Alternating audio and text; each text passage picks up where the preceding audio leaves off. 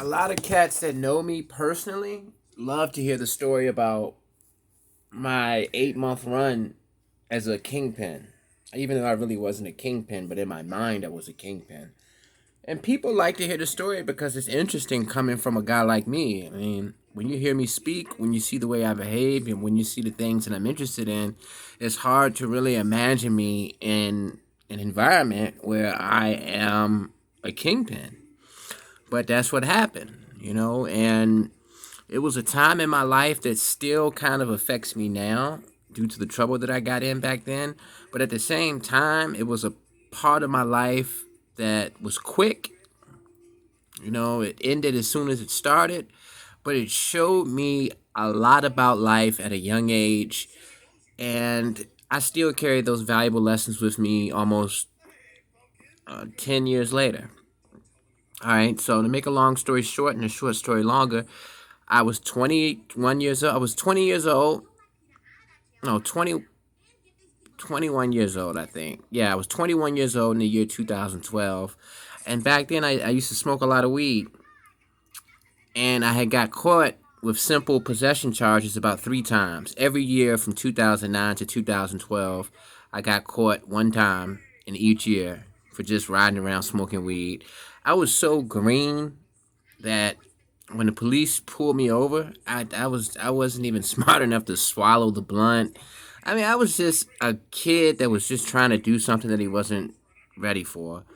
But at the time, you couldn't tell me that. At the time, I was in a I had a I was in a Cadillac. My dad gave me this Cadillac. I got the Cadillac in like '08 when I first got my license, and by the time 2012 came around, I had painted it. I got it painted candy paint, like a basic low level candy paint, and I had some metallic flakes put in it.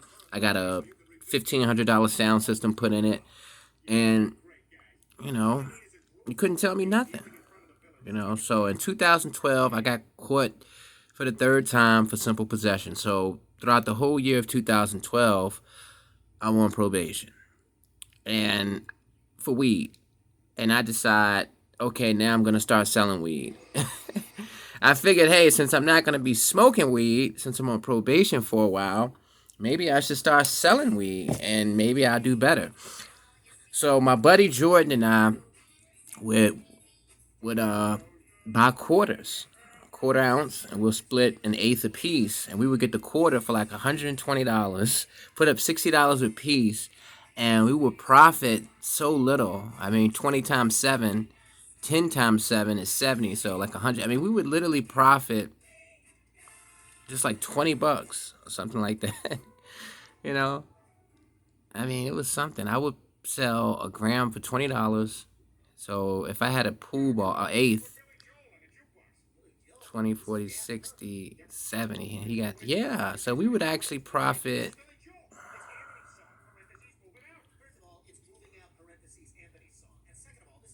$20. We would buy the I mean, it was just, I don't even know why we were doing it that way, but I guess we just like to do it. We just like to be known as the guys in our friendship circle that had the good weed. Because at that point in time, 2012, the exotic weed had just hit our city a year before in 2011. So exotic weed was brand new to the scene. Before that, you know, before 2011, everybody was smoking regular weed. So just to be a person who had access to perp, to sour diesel, to all of these different exotic strains of weed that were popular back then, you were the man.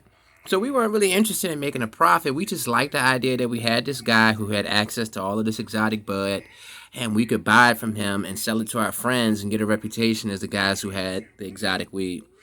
All right, so after that process passed and we graduated, we met a real plug. We met a real plug. Well, my friend Jordan, he met the plug. He met the plug. He met this guy somehow who had just come home from the feds. He did about 10 years, and my friend Jordan met him somehow, and bam, he got plugged in. This guy would give him an ounce for like $250, and at that particular time, ounces in my city was going for $375. So that was like All right, So I would have, but Jordan wouldn't give me the plug. I had to actually buy my weed from Jordan. So to make a long story short, I knew who the plug was. I've seen him before, so I recognized him physically. One day I'm at a bar and I see the plug in the bar, and I'm by myself. Jordan isn't with me. So I approached the plug and I said, "Yo, my homeboy Jordan is hollering at you. I know who you are, and I'm buying weed from Jordan, and to be honest with you, I'm not trying to step on anybody's toes, but I already know he's taxing me and he's supposed to be my friend, so I'd rather get it straight from you." And he was like, all right, and gave me his number. And then the next day, he gave me 4 ounces. 4 ounces, $250 a piece. And I'm selling each ounce for $375. So I'm making $125 an ounce. I'm selling initially, if you go to a previous video of mine, you would see that I was in the punk rock community. And I had white friends. So at this particular time, I'm serving white guys that live in these suburbs surrounding my city. I'm selling them apes for $70 and quarters for 140. So I'm making a lot of money. You know what I mean? If I'm selling them quarters for 140, that means I'm selling them half ounces for 280, and I'm getting the ounce for 250. And I'm selling them half ounces for 280. So yeah, but I'm in school at the same time. I'm going to college. So I spend my time like this. I wake up in the morning, I go to the gym, to YMCA, I work out.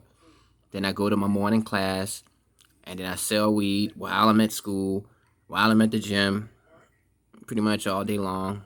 So I'm going to college, and I'm hanging out with my buddy Jordan at his apartment, and I'm just selling weed everywhere I go. Eventually, me and Jordan fall out, but we didn't fall out directly. We didn't speak to each other and tell each other that we're going to fall out. It just got to a point where I started to get so much money, and it just made things awkward, because he was doing his thing. He had his clientele, and I had my clientele. And initially, we started off buying a quarter for $120 and only profiting $20, And once we got to the point where we both elevated to where we had established clientele and we both were getting serious money, or serious enough for a 20-year-old, 21-year-old, it just got awkward and we stopped hanging with each other. All right, so I got a Cadillac. Like I said, I had it painted, metallic flakes, had a really expensive system in it, and I was planning on getting some Vogue tires and some 22s on it. But my barber at this point in time, because I didn't sell, the only street guy that I sold weed to was this one guy. He lived in the projects, but he was originally from some small town. So he was a small town rural guy that just so happened to move to the city. So he wasn't from there, but he was selling weed, and he had a cool vibe. I didn't, because I'm not a street guy, so I always avoided selling weed to street guys unless I was out in public, and it was like, I always knew that getting robbed was a serious possibility, so I just made sure I avoided, any funny characters. So I stuck to selling weed to white guys, my friends who are all black. The white guys are my friends too. And my older brother, he's a street dude, and I would, sell weed to his peoples. And he got jealous of me, and that showed me that a little bit of money can actually separate brothers and make, and he's 8 years older than me, and he was so jealous of me. He would tell my mother what I was doing. But anyway, my barber introduced me to this guy, and he made it like he was cool with this guy. He made it like this guy was one of his regular customers, and he said, "Yo, this is an older guy in his 50s.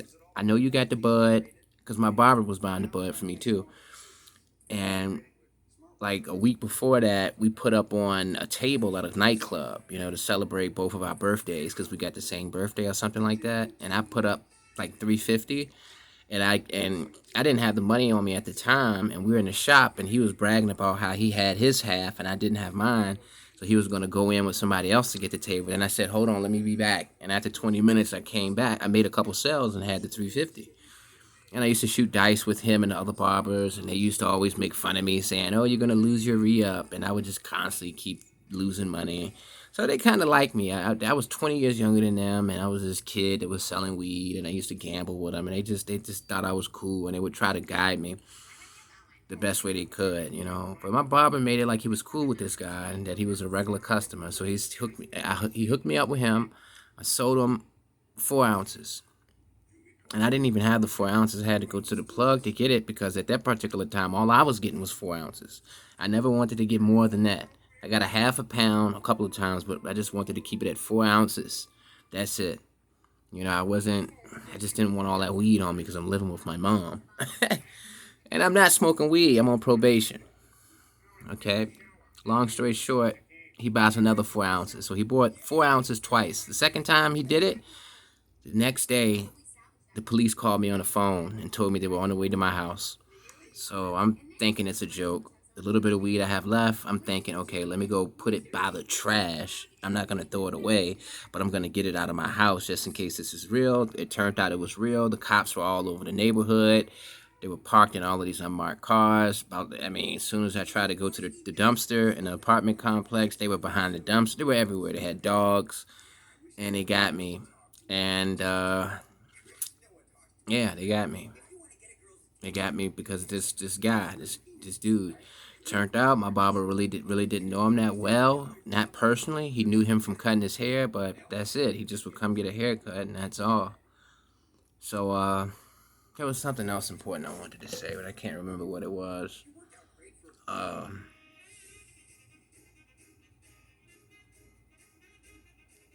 I don't know. But yeah. Damn, it seems like it was very important to the story. But anyway, oh yeah. All right. So I'm on probation because I got caught with simple possession earlier in the year. You know, like right before I started hustling. So I got off probation a day before I get arrested before the police came. So I get off probation 12/11/12, December 11th, 2012. I get arrested 12/12/12. So had I been on probation while it came, it would have made it worse because I was on probation for my third simple possession charge, and here I am picking up a felony possession with intent to sell. So it was odd, man. So to make a long story short, I got a couple days in jail because I was a first time, well, my first felony. But yeah, I was so depressed during that time period because I realized that I didn't need to sell weed. I don't know why I did it. I was young and it was something that I thought was cool. I was in college at that particular time. I was living with my mother. We weren't struggling. I just wanted money so that I could buy shoes, so that I could fix up my car, and so that I could do what I wanted to do without asking my parents for money. You know, I wanted to be able to contribute to my household, help pay bills, help buy things like groceries, and it felt good to do that. But at the end of the day, I didn't have to do it. I didn't have to hustle. You know, I wasn't making a whole lot of money, but I was making enough money as to where I could help people in my family. If somebody needed $50, I could give it to them. If somebody needed $100, I could give it to them. If mom said, "Oh man, there's nothing to cook tonight," I could go run to the grocery store and buy a whole fridge full of groceries. Every single night, I'm coming back bringing food, you know, from different restaurants. So that was my reason for doing it. Every day, I'm buying a new pair of shoes. You know, I make a sale or two, and then bam, I got 80, 90, $100. I'm getting some shoes. So it was like that was why I was doing it. And at 21 years old, I just I learned so much from that experience. Like I said, I learned that my brother was so jealous of me during that time period. Yeah, I fell out with my friend who I started with. You know, we went in on a quarter for 120, profited only $20, and once we started getting established, we stopped being friends. And I learned that the desire to be a drug dealer is like toxic. It's energy. It's in the air. I don't listen to rap music now. All I listen to is 70s soul. But I was listening to nothing but rap back then. I wasn't listening to like Gucci Mane or Boosie. I was listening to like Big Crit, Wiz Khalifa when he first came out, J. Cole when he first came out, old 90s music, you know. But I listened to a lot of music that had hustling themes. And that hustling music was like it was like a siren, you know. I was in the nightclubs. I'm off Molly when Molly first came out, you know, and I really felt like I was the man. I'm getting different chicks, and And now that I'm 30 and 10 years has gone by, I just look at the whole experience as such a waste of time because it only lasted 8 months. It took me 4 years to get off of probation from that felony. I had to pay all the money that the informant spent with me. I had to pay that back as restitution. So he bought 8 ounces in total, 4 ounces one day, another four the next day. So I had to pay that back. They took my license. I just got my license back last year during the pandemic because they finally dropped the strict rules. So I went without a license for 9 years until they finally said that if you haven't paid all your fines off, you can get your license back. And now I'm finally getting my life back together because in 2021, marijuana is legal in my state recreationally, and they expunged all possession charges. I still got the felony distribution of marijuana, but at the same time, it's going to be easier to explain that now that marijuana is legal than it was 5, 6 years ago. I would get rejected from every single job. One time I got rejected from McDonald's. And I was so depressed throughout my entire 20s because of that 8 month run. Just the thought of getting rejected from McDonald's. I'm saying, like, what? And then the guy said the real reason we rejected you is because we already have too many people.